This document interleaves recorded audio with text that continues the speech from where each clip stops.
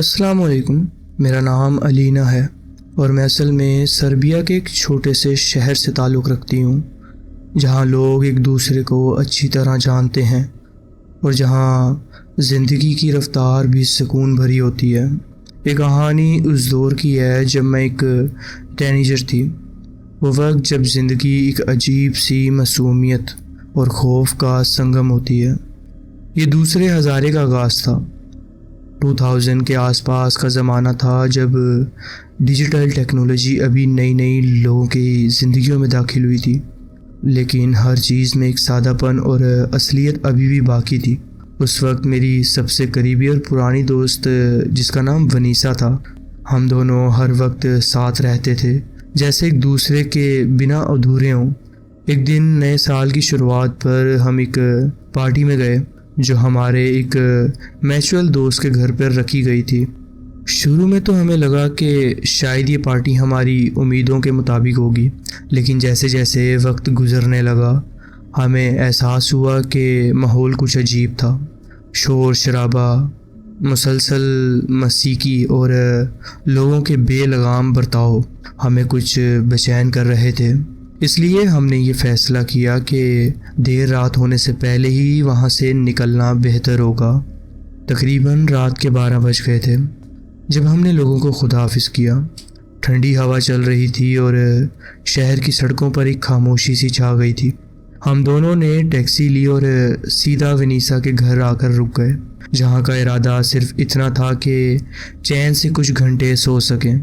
वनीसा का घर शहर के एक पुराने और पुरसुकून इलाके में था। ये काफ़ी पुरानी इमारत थी जिसे कुछ साल पहले रेनोवेट किया गया था। घर दो मुख्तलिफ हिस्सों में तकसीम था। एक नया हिस्सा जो कि मॉडर्न डिज़ाइन पर मुबनी था और दूसरा हिस्सा जो असल पुरानी इमारतों का हिस्सा था, जहाँ की दीवारें भी ज़माने की गर्दो गुबार से पुरानी हो चुकी थीं। नए हिस्से में 2 मंजिलें थीं। नीचे वाली मंजिल में एक खुला हुआ ड्राइंग रूम था जिसका नक्शा काफ़ी खूबसूरत और गैर मामूली था। इस ड्राइंग रूम के साथ ही एक मॉडर्न किचन भी था जिसमें स्टील की शेल्फ्स और ग्लास कैबिनेट्स लगे हुए थे। डाइनिंग एरिया किचन के बिल्कुल साथ था और एक आर्चवे के ज़रिए पुराने हिस्से में दाखिल होता था। पुराना हिस्सा काफ़ी पुरसरार था। वहाँ के कमरे और बाथरूम ज़्यादातर बंद ही रहा करते थे, जैसे उन्हें सालों से यूज़ ही ना किया हो। सिर्फ उसी हिस्से में एक कमरा था जो अब भी इस्तेमाल होता था, वनीसा के वालिदैन का बेडरूम, पुराना बेडरूम। ड्राइंग रूम में जहाँ से ऊपर जाने के लिए सीढ़ियाँ शुरू होती थीं, वहाँ एक पुराना पियानो रखा गया था। ये पियानो ना सिर्फ एक म्यूज़िकल इंस्ट्रूमेंट था बल्कि पूरे ड्राइंग रूम का मरकज़ी हिस्सा भी बन चुका था। पियानो पर एक हल्की सी धूल जमी रहती थी, जैसे किसी ने इसे बहुत अरसे से चलाया ही ना हो। वनीसा का कमरा ऊपर वाली मंजिल पर था, जहाँ तक पहुँचने के लिए लकड़ी की पुरानी सीढ़ियाँ चढ़नी पड़ती थीं। ऊपर का एरिया ज़्यादा रोशन नहीं था, बस 1 या 2 येलो लाइट्स बल्ब्स की रोशनी में वो हिस्सा जगमग रहता था। उस वक्त मोबाइल फ़ोन्स आम नहीं थे। लोग अभी भी ज़्यादातर लैंडलाइन फ़ोन्स का ही सहारा लेते थे। वनीसा के घर में 2 लैंडलाइन फ़ोन्स थे। एक उनका सेंट्रल फ़ोन था जो दूसरी मंजिल पर एक छोटी सी टेबल पर रखा गया था, और दूसरा उनके वालिदैन के बेडरूम में, ताकि ज़रूरत पड़ने पर किसी भी वक्त किसी से भी रब्ता किया जा सके। मैं ये तमाम डिटेल इसलिए दे रही हूँ ताकि आप उस रात के सीन का बेहतरीन तस्वुर अपने जहन में बना सकें। हर कोना, हर कमरा और हर चीज़ उस रात के वाक़ियात में किसी न किसी अंदाज में शामिल थी, और वो रात कुछ ऐसी थी जो ज़िंदगी भर मेरी यादों में महफूज रह गई। लगभग रात का 1 बज चुका था जब हम वनीसा के घर पहुँचे। बाहर सन्नाटा था और सड़कों पर सिर्फ दूर कहीं किसी कुत्ते के भौंकने की आवाज़ सुनाई दे रही थी। घर में दाखिल होते ही हम दोनों ने हल्की सी सांस ली, जैसे किसी बेचैनी भरी जगह से निकलकर अपनी जगह आ गए हों, पुरसुकून जगह। पार्टी में हुई हर अजीब बात, हर बेमानी सी मुस्कुराहट और दूसरी लड़कियों की गोसप हम अब तक डिस्कस कर रहे थे। वो हल्की हल्की हंसी और बेहतरीन दोस्ती का लम्हा जो उस वक्त काफ़ी कंफर्ट दे रहा था। वनीसा ने मेरे लिए अपने कमरे में एक साइड पर एक्स्ट्रा बिस्तर लगा दिया था। कमरे में हीटर हल्का हल्का चल रहा था जिससे एक नरम सी गर्मी महसूस हो रही थी। हम दोनों अपने अपने बिस्तर पर लेट गए। वनीसा इतनी थकी हुई थी कि उसने सिर्फ 2 बातें की और चंद सेकंड्स में गहरी नींद में चली गई। उसकी सांसें एक तरतीब से चल रही थी, एक तसल्ली देने वाली आवाज़, जैसे कि सब कुछ ठीक हो। मगर मेरी नींद आंखों से दूर थी। शायद नया माहौल था या फिर कुछ और, लेकिन मैं तकरीबन 1 घंटा इधर उधर करवटें बदलती रही। कभी छत देखती, कभी कमरे के अंधेरों में कुछ सोचने लगती। इसी बेचैनी के दौरान अचानक मेरे कान में हल्की सी पहचानी सी आवाज़ गूंज उठी। वो पियानो की आवाज़ थी, बहुत धीमी मगर बिल्कुल साफ। ऐसा जैसे किसी ने पियानो की 1 या 2 कीज़ को बहुत आहिस्ता से दबाया हो। पहले तो मुझे लगा कि शायद मेरे जहन का धोखा है ये, या कोई पुरानी याद दिमाग में बच गई हो। मगर जब चंद मिनट बाद फिर वही आवाज़ सुनाई दी, इस दफ़ा थोड़ी और ज़्यादा, तो मेरा दिल एकदम धक धक करने लगा। मैंने फ़ौरन बिस्तर से उठकर वनीसा को हिलाना शुरू किया। वनीसा उठ, तुमने सुना क्या? नीचे कोई पियानो बजा रहा है। वनीसा ने आंखों को मलते हुए मुझे देखा। उसका चेहरा नींद से भरपूर था, लेकिन मेरी शक्ल देखकर वो थोड़ा सा सीरियस हो गई।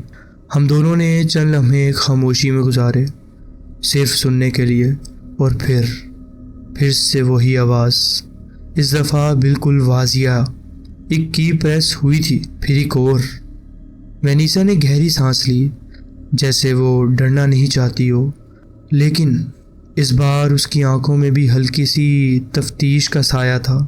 चलो नीचे चलते हैं, देखते हैं कोई है तो नहीं। हम दोनों धीरे धीरे सीढ़ियों की तरफ चले। हर कदम पर लकड़ी की सीढ़ियाँ हल्की सी चीख रही थीं और नीचे के अंधेरे ड्राइंग रूम में जैसे कुछ इंतज़ार कर रहा हो। नीचे पहुंचकर देखा तो ड्राइंग रूम में सिर्फ मूनलाइट की हल्की सी रोशनी थी जो विंडो से अंदर आ रही थी। पियानो का कवर खुला हुआ था और उसकी साफ सफ़ेद कीज़ रोशनी में चमक रही थी, जैसे किसी ने अभी अभी बजाया हो। वनीसा ने थोड़ी देर वहाँ देखा, फिर आगे बढ़कर पियानो का कवर वापस नीचे गिरा दिया। उसका चेहरा बिल्कुल संजीदा था, लेकिन उसमें कोई डर का इजहार नहीं था। मैं सीढ़ियों के ऊपर से सब कुछ देख रही थी। मेरी उंगलियां रेलिंग को कस के पकड़े हुए थी। कुछ भी ना मिलने पर हम वापस कमरे में चले गए। बिस्तर में लेटे हुए हम दोनों ने इस बात पर बस थोड़ा सा मजाक किया, जैसे सब कुछ ठीक है। लेकिन मेरा दिल अब भी सही से नहीं संभल पा रहा था। 10 मिनट भी नहीं गुजरे थे कि फिर से वही आवाज़ सुनाई दी, इस बार ज़्यादा गहरी और साफ, जैसे कोई पूरी तरह से पियानो बजा रहा हो। वनीसा ने इस दफ़ा कुछ नहीं कहा, सिर्फ चुपचाप उठकर नीचे चली गई। मैं बिस्तर में से उठकर उसके पीछे तक नहीं गई, लेकिन स्टेयरवे से झांक कर देखा तो ये मंज़र मेरे लिए भी हैरान कुन था। पियानो का कवर दोबारा खोला हुआ था। वनीसा का चेहरा पहली बार थोड़ा सा जर्द सा लग रहा था। उसने पियानो को इस दफ़ा टच नहीं किया, सिर्फ घूर कर देखा और बिना कुछ कहे वापस पलटकर कमरे की तरफ आ गई। जब वो कमरे में वापस आई तो उसका सांस थोड़ी तेज़ था। मैं कुछ कह नहीं रही थी इस बार उसको, लेकिन इस बार मुझे भी अजीब लगा। उसने धीमे लेकिन थोड़े डरे हुए लहजे में कहा। हम दोनों ने बैठकर इस बात पर गौर करना शुरू किया ही था कि अचानक नीचे से एक जोर की आवाज़ सुनाई दी, जैसे कोई चीज़ ज़ोर से गिरी हो या किसी ने किसी फर्नीचर को धक्का दिया हो। अब हम दोनों ने एक दूसरे की तरफ देखा और बिना कुछ बोले दोबारा उठ गए। बहुत धीरे धीरे हर स्टेप को महसूस करते हुए नीचे उतरने लगे। इस बार नीचे का मंजर और भी ज़्यादा अनसेटलिंग लग रहा था। पियानो का कवर बंद था, हर चीज़ वापस उसी तरह सेट थी जैसे किसी ने पूरी कोशिश की हो कि सब नॉर्मल लगे। मगर हम दोनों जानते थे कि अब सब नॉर्मल नहीं था। हम दिल ही दिल में काफ़ी घबरा चुके थे, लेकिन इसके बावजूद हमने वनीसा की माँ को नहीं जगाया। हमें डर था कि अगर वो उठ गई तो वो हमें किसी शैतानी हरकत का ज़िम्मेदार समझेंगी। शायद ये भी मुमकिन था कि वो समझें कि हमने कोई मजाक किया हो या पार्टी में कुछ अजीब खाया या पिया हो, लेकिन हम दोनों जानते थे ये कोई मजाक नहीं था। घर में कुछ था और वो हमें देख रहा था, मगर हम उसको देख नहीं पा रहे थे। एक बात यहाँ वाजिया करना ज़रूरी है, उस रात हमने ना तो कुछ पिया था, ना ही हम किसी नशे आवर चीज़ में मुब्तला थे, लेकिन फिर भी अगर वनीसा की माँ को कुछ बताया जाता तो उसका पहला रिएक्शन हमेशा एक ही होता था, बुरा सोचना। वो अपनी बेटी के लिए बहुत ज़्यादा प्रोटेक्टिव थी और ज़रा सी बात पर शक करना उनकी आदत थी। उनका ये सोचना कि कोई भी अजीब हरकत बस जवानी की लापरवाही या झूठ का नतीजा होती है। हमें ये चीज़ें चुप रहने पर मजबूर करती रहीं। हम दोनों ने सोचा कि शायद इससे ज़्यादा डरावनी रात और नहीं हो सकती, लेकिन उस खामोशी को तोड़ते हुए एक नया वाक़या हमारे इंतज़ार में था। अचानक कमरे में रखा हुआ लैंडलाइन फ़ोन ज़ोर से बजने लगा। एकदम से दोनों का चेहरों का रंग उड़ गया। एकदम से हम दोनों के चेहरों का रंग उड़ गया। रात के इस पहलू में जब हर चीज़ नींद के साए में डूबी होती है, फ़ोन का बजना किसी दरवाजे पे दस्तक की तरह था। घड़ी में टाइम देखा तो 3 बज रहे थे। ये कोई आम कॉल नहीं हो सकती थी। वनीसा ने फ़ोन उठाने से पहले उसकी छोटी सी स्क्रीन पर देखा। कॉलर आईडी पर सिर्फ एक लफ्ज़ लिखा था, होम। हमारा दिल और भी तेज़ धड़कने लगा। ये चीज़ सबसे अजीब थी क्योंकि हम जानते थे होम से मुराद अक्सर घर का सेंट्रल फ़ोन होता है, लेकिन उसके वालिदैन के कमरे में जो लैंडलाइन था वो कभी भी होम के नेम से शो नहीं होता था। वो सिर्फ इंटरनल एक्सटेंशन पर काम करता था। ये कॉल किसी नॉर्मल डिवाइस से नहीं आ रही थी। वनीसा ने थोड़ा हिचकिचाते हुए फ़ोन उठाया। उसने हल्की सी आवाज़ में हेलो कहा। दूसरी तरफ कोई जवाब नहीं था, सिर्फ एक स्टैटिक नॉइस, जैसे कि पुराने टीवी के सिग्नल चले गए हों। ना कोई सांस, ना कोई बोलने की कोशिश, सिर्फ एक बेजान लेकिन भरपूर मौजूदगी का एहसास था उस फ़ोन पर। एक ऐसी खामोशी जो कानों को चुभने लगी थी। अब वनीसा ने फ़ौरन फ़ोन वापस क्रेडल में रख दिया। उसके हाथ हल्के से कांप रहे थे, मगर फ़ोन ने चैन से रहने का इरादा नहीं किया हुआ था शायद। जैसे ही उसने फ़ोन रखा वो दोबारा अचानक से ज़ोर से बजने लगा। इतनी ही देर में नीचे से दोबारा पियानो बजने की आवाज़ आई। तभी हम दोनों का दिल जैसे बंद होने लगा हो। लेकिन थोड़ी देर बाद वो फ़ोन दोबारा बजा। इस दफ़ा फ़ोन पर लिखा था बेडरूम। वनीसा ने फ़ोन उठाया और इस बार दूसरी तरफ उसकी माँ की आवाज़ थी। उसकी माँ ने थोड़ा परेशान लहजे में पूछा, तुम दोनों ठीक हो? मैंने अभी चीखने की आवाज़ सुनी। सब ठीक तो है ना? ये सुनकर हम दोनों ने सांस लेकर कुछ तसल्ली महसूस की, लेकिन इस दफ़ा हम चुप नहीं रह सके। हमने उन्हें सब कुछ बताया। पियानो की बजती हुई आवाज़, खुला हुआ कवर, स्टैटिक वाली कॉल और हर एक चीज़। लेकिन यहाँ पर सोचने वाली बात तो ये थी कि हमने तो कोई चीख नहीं मारी थी, तो फिर वनीसा की माँ ने किस चीख की बात की? वनीसा की माँ ने कुछ देर चुप रहकर कहा, तुम दोनों पुराने हिस्से में आ जाओ। मैं ड्राइंग रूम के पीछे वाले कमरे में बिस्तर लगा देती हूँ, वहाँ रहना बेहतर होगा। हमने उनकी बात मानी और जल्दी से पुराने हिस्से की तरफ निकल गए। पहली दफ़ा उस हिस्से में जाते हुए वो अंधेरा और पुरसकून माहौल कुछ कम खौफनाक लगा। शायद इसलिए अब हम तन्हा नहीं थे। अगले दिन जब रोशनी कमरे में फैलने लगी और सुबह का कुछ सुकून वापस आया, तो उसकी माँ ने हमें एक ऐसी बात बताई जो रात भर दिमाग में गूंजती रही। उसने कहा, मुझे भी कभी कभी उस पियानो की आवाज़ सुनाई देती है, लेकिन मुझे लगता था शायद मेरा ख्याल है, वो मेरी सोच है। वो मैं कभी इतनी हिम्मत ही नहीं कर पाई कि किसी को बता सकूं। वो बात बहुत असर कर गई। शायद ये सब कुछ पहली दफ़ा नहीं हो रहा था। शायद वो घर कुछ छुपाए हुए था जो सिर्फ कुछ लोगों को सुनाई देता था। कुछ हफ्तों के अंदर वनीसा का ख़ानदान वहाँ से निकल गया। उन्होंने वो घर बेच दिया और एक नए इलाके में शिफ्ट हो गए। जब तक वो नए घर में थे उनका कभी कोई ऐसा असरार भरा तजुर्बा नहीं हुआ दोबारा। पुराना घर जहां हमने वो खौफनाक रात गुजारी थी आखिरकार गिराया गया।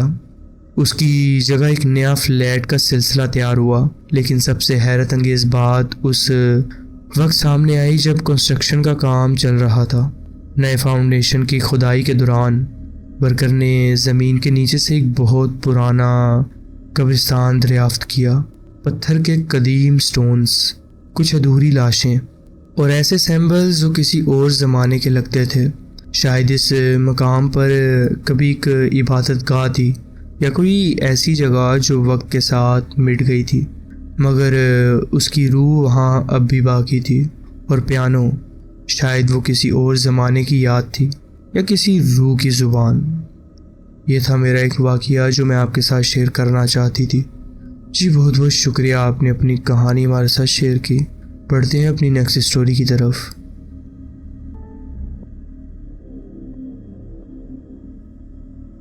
अस्सलाम वालेकुम। मैं एक भूतिया घर में पली बड़ी हूँ। ऐसा सुनना आपके लिए हैरत अंगेज़ तो होगा, पर ये सच है। ये बिल्कुल वैसा ही है जैसे कि लिखा गया है, जैसा कि आप सुन रहे हैं। ये मेरी वो यादें हैं जब मैं 8 से 18 साल की उम्र तक एक भूतिया घर में रही। थोड़ा लंबा ज़रूर है, लेकिन अगर आप असल कहानी सुनना चाहते हैं जो कि हॉलीवुड वाली झूठी स्टोरीज़ नहीं है तो सुने। मैं और मेरे वालिदैन इस बारे में कभी बात नहीं करते, लेकिन अब मैं बड़ी हो चुकी हूँ, मंगनी भी हो गई है मेरी और अपने घर में रहती हूँ। मेरे वालिदैन भी तभी मूव कर गए थे जब मैं वहाँ से चली गई। शायद मैं सिर्फ ये सब कहना चाहती थी क्योंकि ये सब कुछ सच है। मैं बहुत लोगों को समझाने की कोशिश कर चुकी हूँ, लेकिन कोई यकीन नहीं करता। मुझे लगा शायद यहाँ लोग मेरी बात समझें, तभी मैं आपको ये स्टोरी शेयर कर रही हूँ। जिस औरत ने मेरे वालिदैन को ये घर बेचा, उसने कुछ अजीबो-गरीब चीज़ों का जिक्र किया था, लेकिन मेरे मजहबी वालिदैन ने उस बात को नज़रअंदाज कर दिया और सोचा कि सब ठीक होगा। उस वक्त उन्हें लगा कि ये सब बकवास है। घर पुराना था लेकिन बहुत बड़ा और खूबसूरत था, मगर कुछ हफ्तों बाद सब कुछ अजीब होने लगा। मैं गली में खेलती थी और ये 90s का ज़माना था। मोहल्ले के बच्चों का मानना था कि मेरे घर में भूत है, और सच कहूँ तो वो घर भी कुछ अजीब सा था। पुराना सा विक्टोरियन स्टाइल, लंबी बिल्डिंग जिसमें गोथ स्टाइल का फुटपाथ था। सब कुछ अजीब और डरावना लगता था। उस घर के अंदर कुछ खौफनाक कहानियाँ मशहूर थीं। बच्चे मेरे घर खेलने नहीं आया करते थे, इस वजह से मुझे स्कूल में वो लड़की कहा जाने लगा जो भूतिया घर में रहती है। घर 3 मंजिलों पर मुश्तमिल था और रेलिंग पूरी बिल्डिंग के दरमियान चली जाती थी। अचानक चीज़ें ऊपर से नीचे गिरने लगना, वो भी रेलिंग के गैप में से, जैसे कोई वहाँ हो। शो पीसीज, वेसीज, यहाँ तक के जो हमारा कुत्ता है उसके खिलौने जो कि ऊपर जाते ही नहीं थे, वो तक ऊपर से गिरने लगे। हमारा कुत्ता जो कि ऊपर यानी एटिक तक जाता ही नहीं था, अगर चला भी जाए तो बस वहाँ जाके भौंकना और कांपना शुरू कर देता। मुझे भी वहाँ जाने से सख्त डर लगता था। मैं अकेली औलाद थी और जब घर में मैं अकेली होती थी तो कभी ऊपर नहीं जाया करती थी। वहाँ जाने से ऐसा लगता था जैसे कोई और मेरे साथ है। एक ठंडी नाराज़ रूह का एहसास होता था जो पीछे पीछे बढ़ती जा रही होती थी। मैं भागती हुई नीचे आ जाती थी। आज भी इतने साल बाद भी मुझे कभी कभी ऐसे सपने आते हैं कि मैं भाग रही हूँ, लेकिन मेरी टांगें धीमी हो जाती हैं, जैसे पानी में दौड़ रही हूँ और कोई मेरा पीछा कर रहा है। अजीब चीज़ें बरकरार रहीं।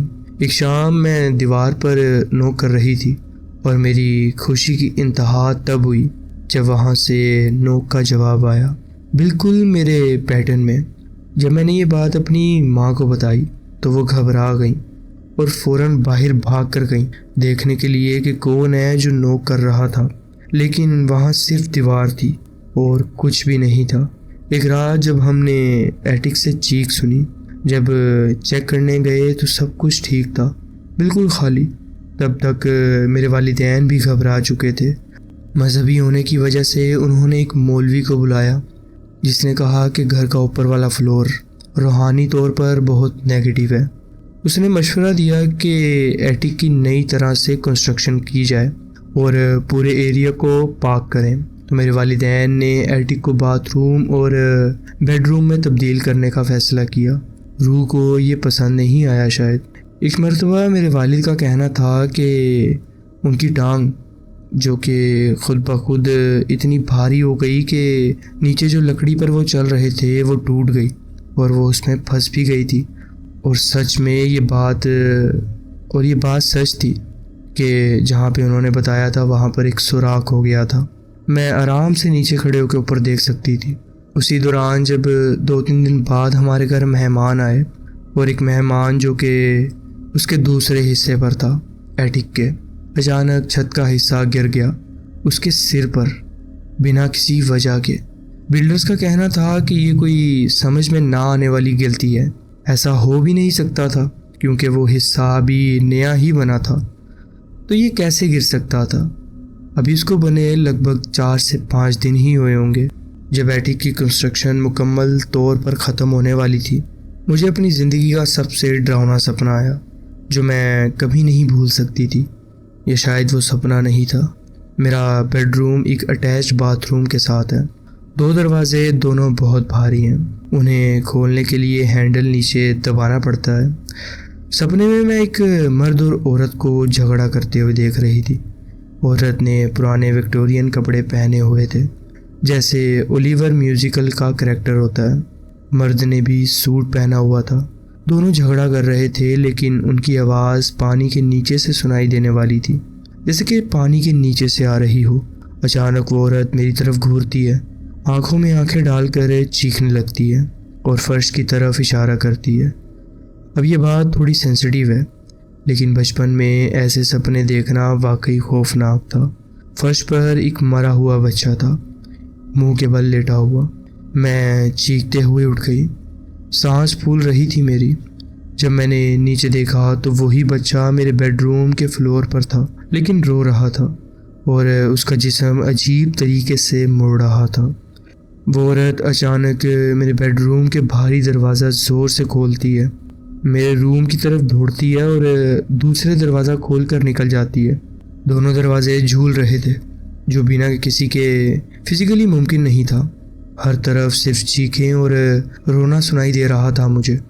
मेरी माँ कहती है कि ऊपर वाले फ्लोर से दरवाज़ा खुलने और चलने की आवाज़ आ रही थी, तो उन्होंने आकर मुझे देखा।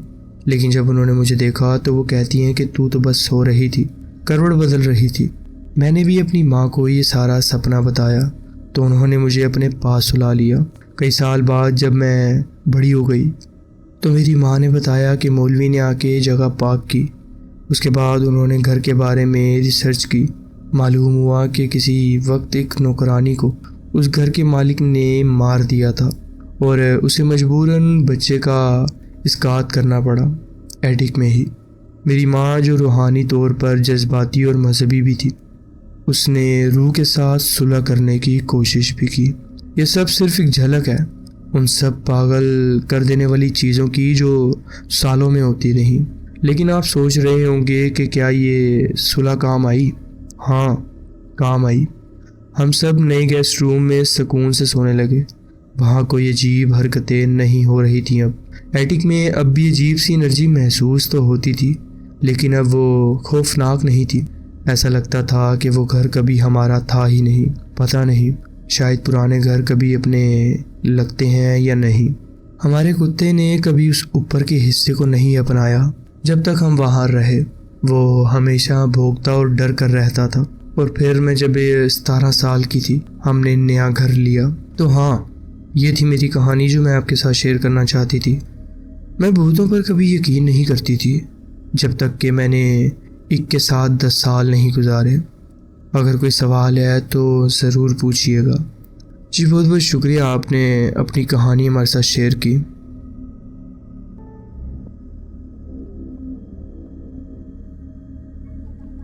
अस्सलाम वालेकुम। मैं पूरी ताकत से मानता हूँ कि एक रात मेरे अपने घर में मुझे भूत का सामना हुआ।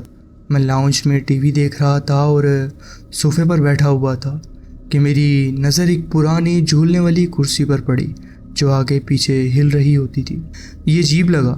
खिड़कियाँ खुली हुई थीं लेकिन कोई हवा नहीं चल रही थी और मौसम भी खिज़ां का था, इसलिए हमें ठंडी हवा के लिए पंखा या किसी चीज़ की ज़रूरत नहीं थी। थोड़ा अजीब लगा, लेकिन मैंने सोचा कि शायद कुर्सी पुरानी होने की वजह से ऐसी हिल रही होगी।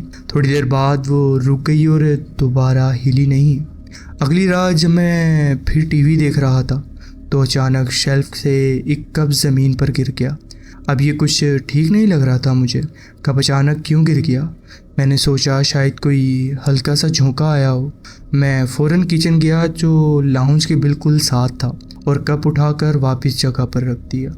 उस रात और उसके बाद की रात को कुछ नहीं हुआ, लेकिन तीसरी रात जब मैं टीवी देख रहा था दोबारा तो अचानक मेरे बिल्कुल पास वाली डेस्क पर रखा हुआ रेडियो खुद ब खुद ऑन हो गया।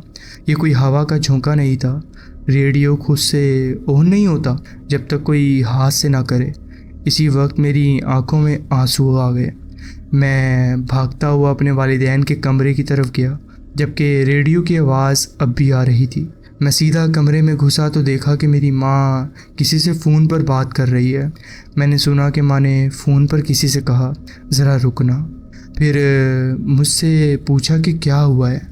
मैंने चीख कर कहा कि रेडियो अचानक ऑन हो गया और मुझे लगता है ये किसी भूत का काम है। माँ ने आंखें घुमाई और गहरी सांस लेकर कहा, चलो मेरे साथ। हम दोनों लाउंज की तरफ गए। जब हम लाउंज वापस पहुँचे तो रेडियो बंद था। माँ ने कहा, देखा, भूत वगैरह कुछ नहीं होता। मैंने कहा कि मैं सच कह रहा हूँ, लेकिन माँ ने मेरी बात नहीं मानी। वो वापस अपने कमरे में चली और जहाँ से फ़ोन पर बात छोड़ी थी वहाँ से दोबारा बात करना शुरू कर दी। उसके बाद कभी कोई अजीब हरकत नहीं हुई, लेकिन मैं काफ़ी अरसे तक लाउंज में जाने से डरता रहा। बाद में मैंने अपने डर का सामना किया, लेकिन वो वाक़या हमेशा मेरे जहन में बसा रहा। मुझे पता है ज़्यादातर लोग तो पैरानॉर्मल चीज़ों को नहीं मानते, लेकिन मैं पूरे यकीन से मानता हूँ और मेरे घर में भूत हैं भी। जब मैं सिर्फ 9 साल का था उस वक्त मुझे अक्सर ऐसी चीज़ें महसूस होती थी ज़्यादा। ये थे मेरे वाक़यात जो मैं आपके साथ शेयर करना चाहता था। जी बहुत बहुत शुक्रिया आपने अपनी कहानी हमारे साथ शेयर। तो जी फ्रेंड्स, ये थी आज की स्टोरीज़। आप कमेंट्स में ज़रूर बताएं कि आपको ये स्टोरीज़ कैसी लगी। अगर आपको ये स्टोरीज़ अच्छी लगी हो तो वीडियो को ज़रूर लाइक कीजिए और चैनल को ज़रूर सब्सक्राइब कीजिए और बेल आइकन को ज़रूर प्रेस कर लीजिए ताकि आगे आने वाली कहानियाँ वीडियोज़ आपसे मिस ना हो। अपना ख्याल रखें और मिलते हैं नेक्स्ट वीडियो में। अल्लाह हाफिज़।